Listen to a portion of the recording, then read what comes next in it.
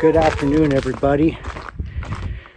We are thinking that spring is showing a little bit of her face.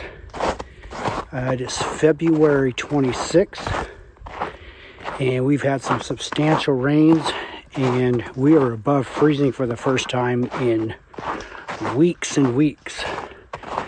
So what do you do when it's spring is kind of showing? You do spring cleanup. And what I mean by spring cleanup is that we have a bunch of slash piles, debris from last year's build to burn.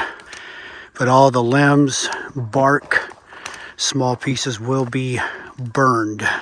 Brenda has got a nice pile going on down there. I think I'm going to grab the torch and fire that baby up.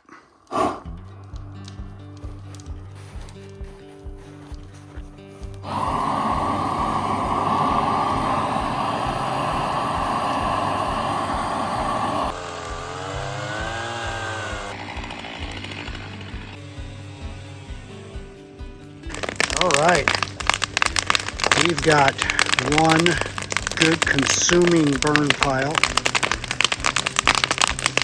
Snap, crackle, and pop. Here Brenda's working on pile number 2.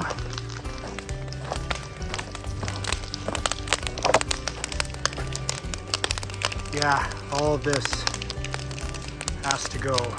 Big fire hazard in the summertime.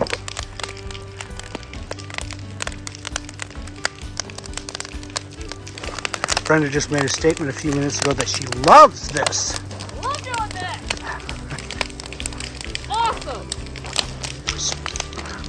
Early spring cleanup on the off-grid property. Yeah, baby. Our window of burning is not very long, so we got to do it while it's safe.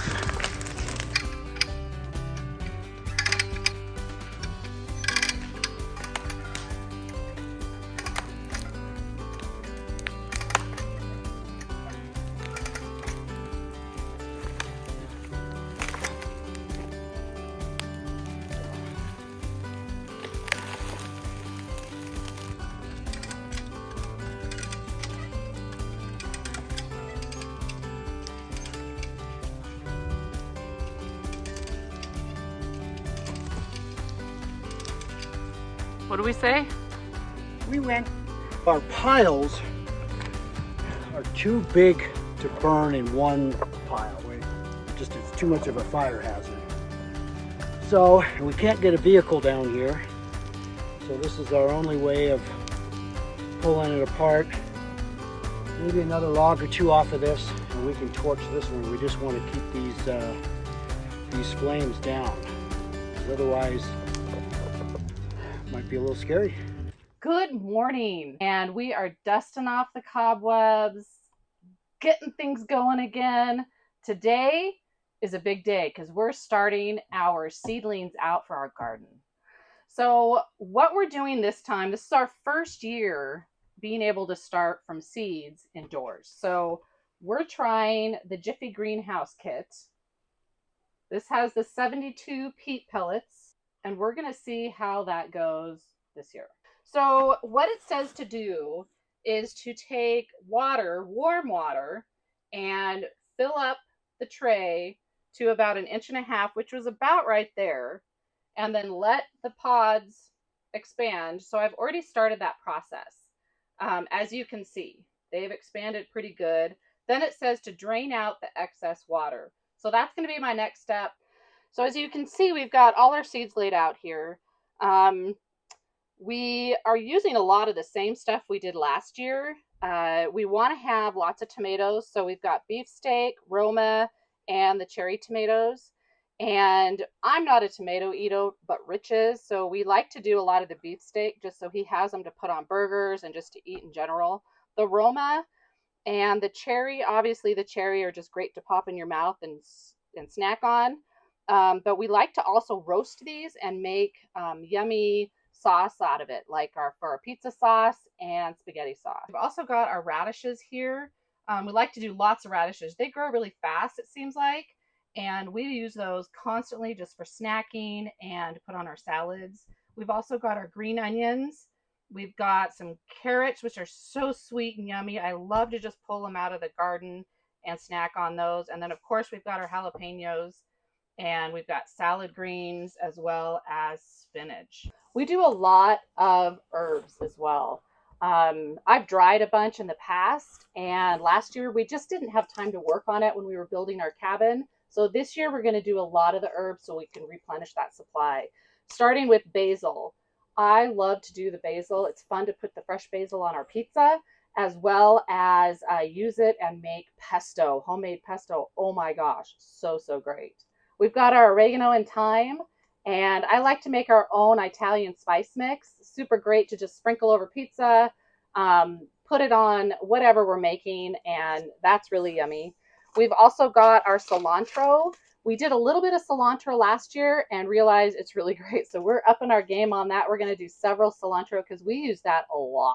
So we've drained all the excess water off of our pods. It's time to get to seeding. And it says to put 2 or 3 in each pod, and then we'll thin out the weaker ones when it's time to. I did read the back of all of these and making sure that I'm putting them down as far as we need to get them down.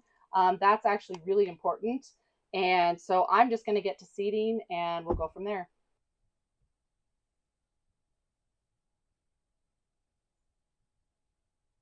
All right, so I've got going on my seeding. I'm going to keep this going. I've got a lot to do. It's going to take me a while, but we'll check back with you guys in a few days and see how we're doing. Well, while Brenda's finishing up our first seedlings for our garden, I've been working on our brush piles, and you know what? I am done.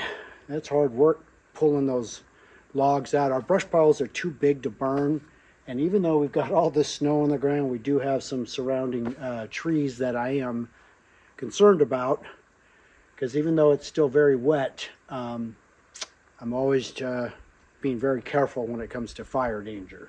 Plus, at 1 o'clock this afternoon, we are heading down to what we call the well house, or the water house, and that's actually where we get our water.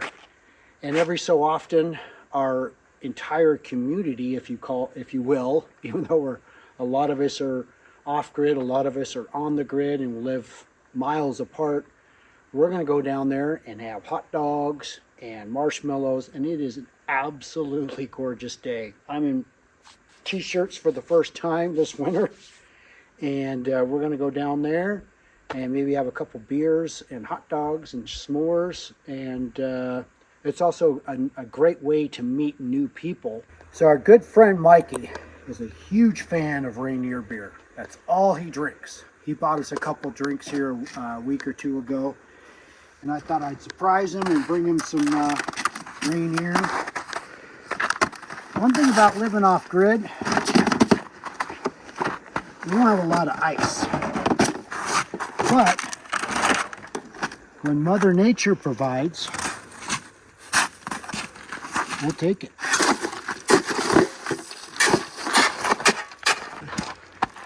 Well, we're ready for the hot dog s'mores weenie roast.